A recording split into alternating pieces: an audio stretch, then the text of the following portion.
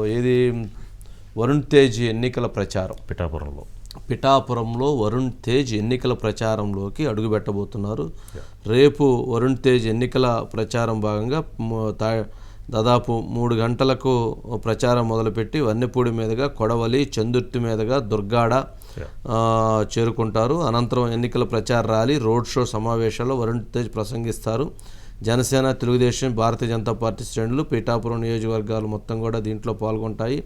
జనసేన నాయకులు పంచకర్ల సందీపు, జ్యోతుల శ్రీనివాస్, బెల్లా శివశంకర్ లాంటి వాళ్ళందరూ కూడా పాల్గొంటారని హరిప్రసాద్ గారు ఇప్పుడే పంపించినట్లున్నారు.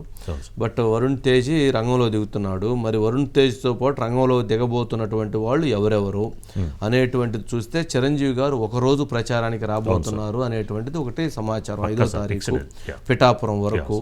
మరి చిరంజీవి గారు వస్తే మరి రామ్ చరణ్ గారు కూడా రావచ్చా, వచ్చేటువంటి అవకాశాలు ఎంతవరకు ఉన్నాయి? మరి వరుణ్ తేజ్ వచ్చి నాగబాబు గారు ఎట్లా ఆయన పార్టీలో భాగస్వామ్యం, వరుణ్ తేజ్ వచ్చి చిరంజీవి గారు వచ్చిన తర్వాత రామ్ చరణ్ రాకుండా ఉంటే బాగుంటుందా? మరి చిరంజీవి గారు వచ్చిన తర్వాత అల్లు అరవింద్ గారు రాకుండా ఉంటే బాగుంటుందా? అల్లు అరవింద్ గారు వచ్చిన తర్వాత అల్లు అర్జున్ గారు రాకుండా ఉంటే బాగుంటుందా? మరి అల్లు అర్జున్ గారు వచ్చిన తర్వాత అల్లు శిరీష్ రాకుండా ఉంటే బాగుంటుందా? తర్వాత సాయి ధరమ్ తేజ్ మరి ఎట్లా వస్తాడని నేను అనుకుంటున్నాను. నీహారిక అమ్మాయి ఖచ్చితంగా పవన్ కళ్యాణ్ గారి పట్ల ఉన్నటువంటి అభిమానం, ప్రేమతో ఖచ్చితంగా వారు కూడా వస్తారు అని అనుకుంటున్నాము.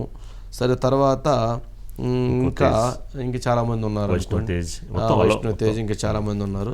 సరే, mega compound, mega family, mega ఏమంటాము అందరూ మరి ఎప్పుడు రాబోతున్నారు, ఎప్పుడు వస్తారు అనేది కూడా ఖచ్చితంగా పిఠాపురంలో బాగా ఆసక్తిగా చర్చ జరుగుతుంది.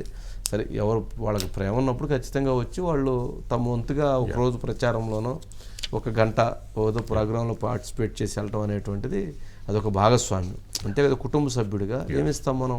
పెళ్ళిళ్ళకి వెళ్తాం, పేరంటాలకు వెళ్తాం, అంతవరకు ఓకే. వాటితో పాటు ఒక మనిషి ఒక రాజకీయంగా లేకపోతే ఇంకొక భాగస్వామ్యంగా ముందుకు వెళ్తున్నప్పుడు తమ వంతు సహకారంగా, తమ వంతు భాగస్వామ్యంగా ఉండటం అనేటువంటిది ఎప్పుడూ కూడా కుటుంబంలో ఉన్నటువంటి ధర్మం. ఆ ధర్మాన్ని వాళ్ళందరూ ఖచ్చితంగా పాటిస్తారు.